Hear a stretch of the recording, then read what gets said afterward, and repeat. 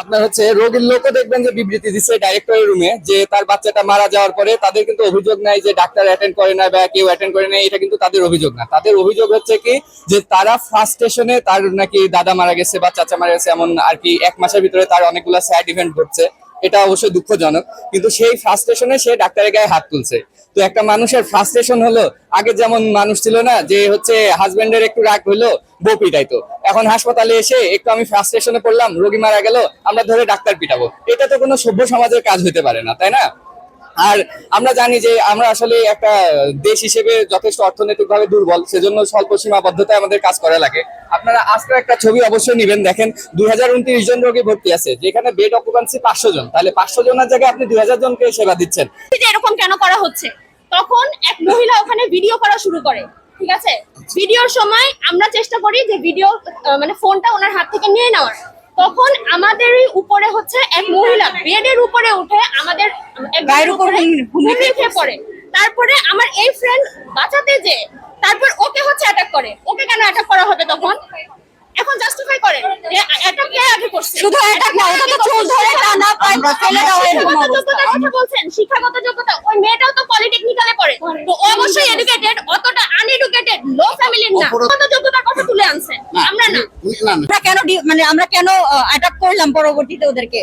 এর আগেও 2-3 বার এরকম ঘটনা ঘটেছে, আমরা কিছুই বলি নাই, এরকম কিছু বলি নাই, আপনাদের ঘটনা হয়েছে, আজকে আমরা আবার মার খাইছি। ব্যাচমেটরা যখন সেখানে আসে তখন স্যার তাদের আমাদের ব্যাচমেট এবং আমাদেরকে সহ তাদের সাথে কথা বলতে চাইছে তারা এই ধরনের আচরণ কেন করছে, তারা যাতে শান্ত হয়। এই পর্যায়ে এসে তারা আবার আমাদের ব্যাচমেটের গায়ে হামলা করে এবং হাত দেয়, এবং সেখানে কয়েকটা মেয়ের সাথে ওদের ধস্তাধস্তি হয়, এবং ওরা কারো হেজাব ধরে টান দেয়, কারো চুল ধরে টান মায়। এবং আমাদের এক জুনিয়র ছিল, তখন জুনিয়র আসছিল ক্লাস করতে, এবং সেই জুনিয়রকে ধরে পিটায়, এবং ওর জখমও আছে। এটা 1 মাস ধরে ঢাকায় পিআইসিউতে ভর্তি ছিল, এবং আমাদের এখানে যখন এসেছিল হিমোগ্লোবিন ছিল বাচ্চার 5.1, যেটা স্বাভাবিক লেভেলের অর্ধেকেরও কম। এবং এর আগেও বাচ্চার থেকে 3 ব্যাগ রক্ত দেওয়া হয়েছিল, ফলে বাচ্চার স্টুটোসিস ডেভেলপ করে। আমরা বাচ্চা অ্যাডমিশনের সময়, বাচ্চাটা ভর্তি হয় 2 দিন আগে, আমরা অ্যাডমিশনের সময় বলেছিলাম যে এই বাচ্চা এখানে বাঁচানো সম্ভব না, বাচ্চার যে কোনো সময় শ্বাসকষ্ট হবে, ওর আইসিইউ লাগবে। এবং সবাই জানে যে বগুড়া মেডিকেলে, শহীদ জিয়াউর রহমান মেডিকেল কলেজে এবং উত্তরবঙ্গের কোথাও আইসিইউ নাই। টিএমএসএস এ আছে 4টা সিট, যেটা সবসময় অ্যাভেলেবেল থাকে না। সুতরাং ঢাকা থেকে তারা কেন এই অবস্থায় এনেছে? তারা বলেছে তারা আর্থিক কারণে এখানে এনেছে, এবং আমরা বারবারই, এবং ঘটনার দিনও এবং তার আগের দিন থেকেই বাচ্চাটা খারাপ হয়ে গেছিল। আমাদের যে স্যার আছে উনিও ওনাদেরকে বারবার এটাই বুঝিয়েছেন যে বাচ্চাটাকে ভালো করে রাখতে চাইলে ঢাকায় নিতে হবে, কারণ বাচ্চাটা আগে থেকেই খারাপ।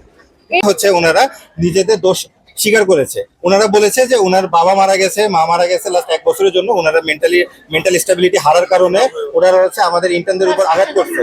হ্যাঁ, এইটা তো কোনো লজিক্যাল হইতেই পারে না যে আপনি আপনার ইমোশনসকে কন্ট্রোল না করে আপনি কেন ডক্টরের উপর হাত তুলবেন। আর আমাদের দেশে ডক্টরের উপর হাত তোলাটা একদম মানে ছেলেখেলা হয়ে গেছে। মানে আমাদের যে একটা, আপনি চিন্তা করেন যে অন্য কোনো বিসিএস ক্যাডারের উপর কখনো কেউ কি হাত তোলার উপর করতে পারে, যে মানে কোনো সাহস করতে পারে? কখনো পারে না। কিন্তু শুধুমাত্র এই একটা মাত্র প্রফেশন যেখানে বিসিএস ক্যাডার হওয়ার পরেও কন্টিনিউয়াসলি সারা বাংলাদেশে ডাক্তাররা মার খাচ্ছে। কেন খাচ্ছে? এইটার জন্য প্রশাসন অবশ্যই ব্যর্থ।